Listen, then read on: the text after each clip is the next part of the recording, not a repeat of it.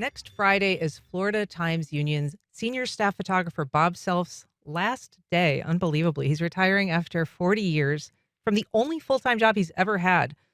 And he joins me now. Hey, Bob, Good welcome. good morning. Happy to be here. Happy to have you. So, Bob, you hear people say all the time you had one job, but literally you had one job. This is the one full-time job that you've had Yeah, in your life. It's yeah. unusual, I would say. Yeah, I guess so in retrospect. I went off, I had a lot of part-time jobs and little things like that. Went off to college. Somehow found my way into photojournalism kind of through the back door. Started working for whoever would have me, as a stringer, freelancer, whatnot. Uh, Initially, you were planning on being a veterinarian? yeah, I was always a science nerd, Uh-huh. from middle school on, and went off to college thinking I was going to become a veterinarian. And then after struggling through the core biology sequence at University of Florida with 750 other pre-science majors and then bombing the core chemistry, I figured, well, maybe vet school isn't in my future, but I'm still going to go into the sciences. Yeah. But somehow about 3 years into my career, I ended up finding photography and photojournalism. How did you come across photojournalism? I got I started doing some work for a yearbook they were trying to start at Florida. And so they was going out and photographing assignments for that. It was like, this is kind of fun. And then I got work I got work for the public affairs department at the university as a lab tech. Had me processing film and making prints, and they started sending me out on assignments. And Back in the day, we did the stop yes, app and I am totally a product of the analog era. the And and then I took the beginning photography class at the photojournalism program, which I had to petition to get in because I wasn't in the journalism school. And then I took the beginning photography class at the fine art program. And I took them the same time. And that kind of set the tone for how I looked at visuals and photography and how I approach photojournalism from that point forward. explain a little bit about the difference between fine art photography and photojournalism. Not everybody knows. Um, Fine art photography is kind of do whatever you want to do. Have a vision. It doesn't have to have a direct application, a direct purpose. It can be very creative. And when I was at Florida, Jerry Yulesman was kind of the god there doing his multiple printing stuff and just these surreal images he was creating before the days of Photoshop. And, but photojournalism, you're photographing for an audience. You are capturing information. You are trying to tell a story with a photo that goes to an audience that wants to learn or you want to educate about a particular subject matter. Hmm. And I've always been fascinated by the photographers that kind of straddle the line between the two, where a photojournalist will look at the image and say, "Oh, that's fine art stuff," and a fine artist will look at it and go, "No, that's photojournalism." And I've always been fascinated by that area. So every now and then I can kind of sneak something in when I'm doing work for the paper that kind of fits in that genre. For people who are watching this live stream, either on Facebook or YouTube, we're going to be able to show some of your photos that we've selected and some that you've selected that sort of capture a bit of this enormous career that you've had. And one that I want to start with, because it does have elements of both fine art in terms of its structure and its sort of visual beauty, and then just also the enormity of the news subject that you're covering. It's Homestead Hmm. after the hurricane. Yeah. And you were down there documenting it, and it's an astonishing photo that just kind of captures the wreckage this family is Is enduring that in their living room in or their the side? living room. Yeah, Yeah. tell us what we see in that picture. Well, I'd ridden out Hurricane Andrew in the Miami Herald building, which was built like a bunker. And then at first light the next morning, I'm out and just started going to see what I could see in the aftermath. And we started in downtown and worked our way south. And the further south that I got, the more the damage was. And by the time you got down in the Homestead area, it looked like the path of a tornado, but it was as far as you could see in all directions. And you just start weaving around and going down streets and getting out and walking and exploring, seeing what you can see. And that was just one of the things I stumbled into was this family where literally half their house had been ripped away and they're just still sitting in the aftermath, very much in shock still. And, I just document what I see. Yeah, I mean, there's a mother holding a child, a woman just kind of with her hand over her mouth in shock. And so, how do you interact with people as a photographer when you're capturing these moments that are so awful? I have always tried to deal with people with a very light touch. What I do is inherently invasive on other people's lives, but I have never taken the approach that anybody owed me anything. And I'm very respectful of that. Um, and so I walk in, I may start taking some pictures, but I talk to them and I get a sense for their comfort level with me being there and just try to make them feel like, I care about what's going on, and because I do. Um, but I also have a story I want to tell, and I want to be able to share their story and make people realize the effects of what they are living through and what they are dealing with. I mean, it's one thing to read about it, but it's another thing to have it staring you in the face. There's another photo that we have, and it's of a very different kind of news event, but one that was really important here in Jacksonville at what is now Springfield Park, formerly Confederate Park. But there is a statue that has since been removed Yes. that was vandalized.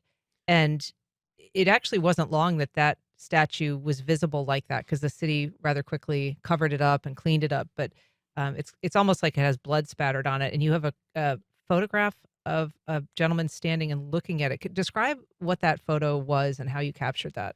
That morning, we had gotten word that they had vandalized the Confederate monument in downtown Jacksonville and then Hemming Park had been vandalized with paint.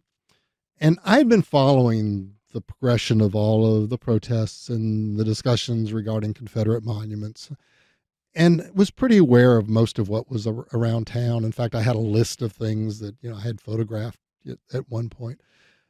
And I was like, let me just go check out some of the other locations and see if anything had happened in any of those. And so I went over to the park and the Women of the Confederacy monument had been vandalized with red paint. And there were members of the Sons of the Confederacy that were there and just kind of, looking at it and trying to figure out, okay, what do we do here? And And we and should it, say the guy who's looking at it, his back is to you, but he's wearing a Sons of Confederate Veterans, yeah, stars and bars, yeah, uh, kind of army jacket that says Kirby Smith, yeah. Florida on the And back. so, for me, it was a subtle but a powerful image that kind of encapsulated a lot of what was going on. I mean, I've talked with a lot of the folks that are defenders of the Confederacy or defenders of the history, however you want to put it. Some are dug in. Some, I think, have very genuine, heartfelt feelings about the history of it. Um, I'm not. I'm one to try and kind of see the various sides of things because I'm not a real binary. It's either left or right, yes or no. The world's more complicated than that, and that's what I try to capture a little bit of in my imagery. I mean, you're more of a color photographer than black and white, right? Is you're kind of not necessarily trying to position your photography as a conclusionary statement, but more of of just a way to look at an issue. The world is not a simple place, and people want simple answers. Visually, I can distill things down, but I can't answer questions. That's interesting. I want to take a look at another photo that you took because one of the trademarks for me of Bob's self photography is just a sense of whimsy, even in a serious situation. And so this is a photograph that you took after a fire um, that is of a firefighter. He's actually still hosing down the fire. And describe what's on the television screen next to him and kind of how that photo came together. Yeah, that's a fairly early one of mine. And to your point, I've always taken my work seriously. I've never taken myself terribly seriously. Um, eh, but but I'm always kind of looking for the quirky and the offbeat. And this was like a motel fire, I think maybe on Phillips Highway. I can't even remember anymore. And this was back in a different era where you could get access to things and they didn't lock things down and they didn't put up police lines a block away from what was happening. And Mhm. so they were working on this fire and things were getting calmed down a little bit, and I just kind of like got a little closer, and it was in a hotel room, and I shot some pictures, and then I was like, let me step inside. And when I stepped inside, I noticed the TV sitting on the stand was still turned on.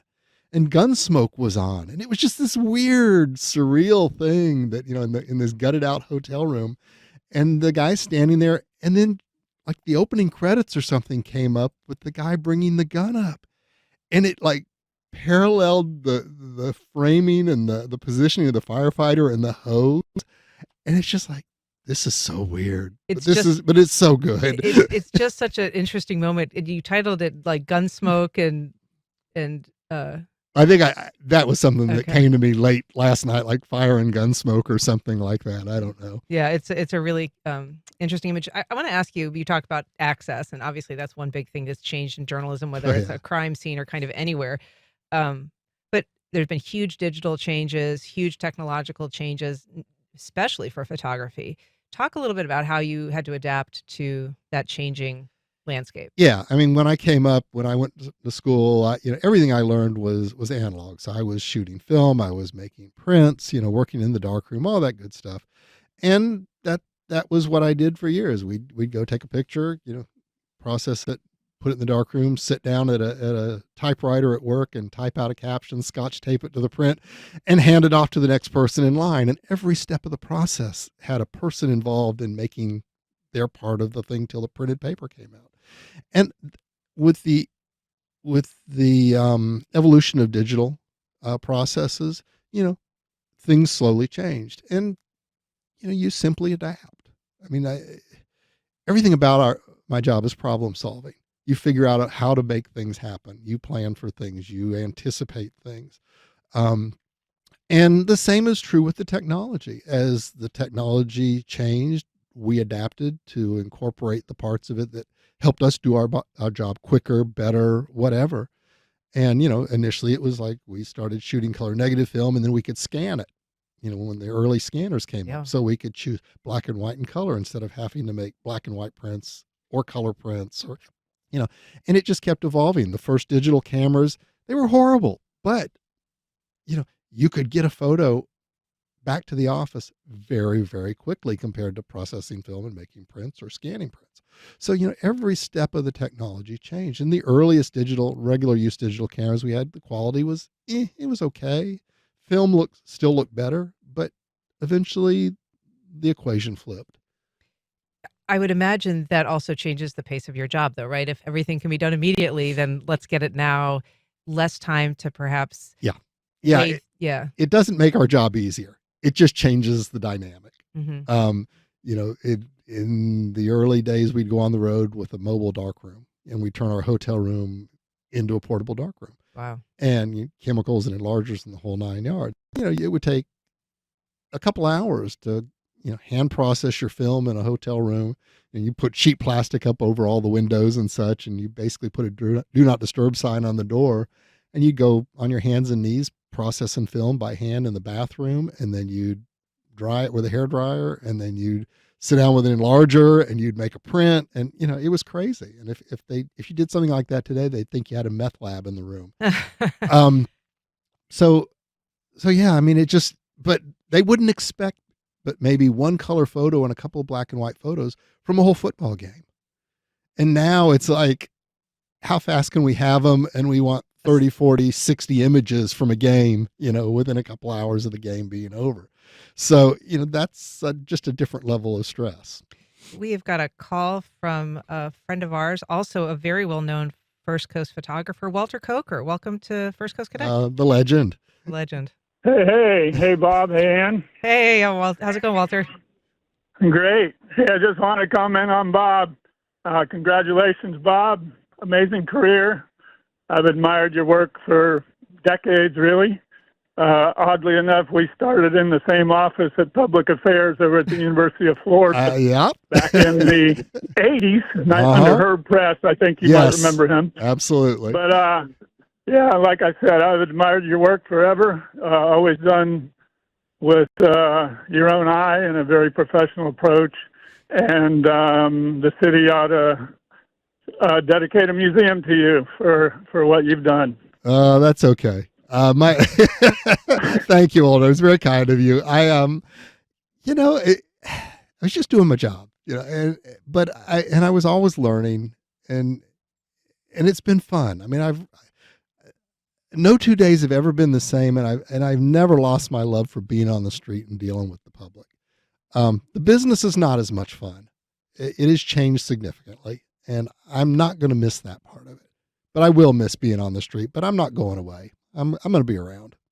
I just want to note a couple of comments. I had reached out to some of your colleagues, and we also got a note from your former colleague, Dan, but Mary Kelly Palco, when I was talking, she's your former editor, also a legend, just saying that one of her favorite things of all of your extraordinary work was your portraiture. And I think that that is something that is an exceptional talent of yours, is really capturing the spirit of somebody in a very thoughtful way. One that she really particularly liked was your photo of Jake Godbold. But Dan Scanlon also said he worked with you for 34 years. He came to appreciate early on how focused and caring a photographer you are, and always, and that he's looking forward to what you'll do in the future. So what will you be doing in the future? Well, first step is I'm reviving something from my past. In the summers of 88, 89, and 90, I spent the summers at American Beach, the historically black beach up on Amelia Island, and documented the social scene at the time. I didn't know anything about it. I'd only been in town a few years. I kept hearing stories about it, and I'd inquire, and I tended to get this dismissive response of, well, isn't that the Black Beach? And I'm kind of like, yeah, that's kind of the whole point. I didn't know something like that still existed. And so in the summer of 88, I went up there with a couple of Leica rangefinders and a pocket full of Tri-X and just waded into the crowds and just started taking pictures and learning about it, and just kind of instantly fell in love with the place. And that project is going to come to kind of a fruition. I am working in the early phases with the University of Georgia Press to do a book of that work, and I'm really excited about that. Well, Bob, all your work is so great. Thank you for being here. Thank you for all the work you've done for this city over the past 40 years. Really appreciate it. I'm thrilled to be here. I'm thrilled to have been a part of the long lineage of very great photographers that have worked in this town, and there'll be more after me. That's Bob Self.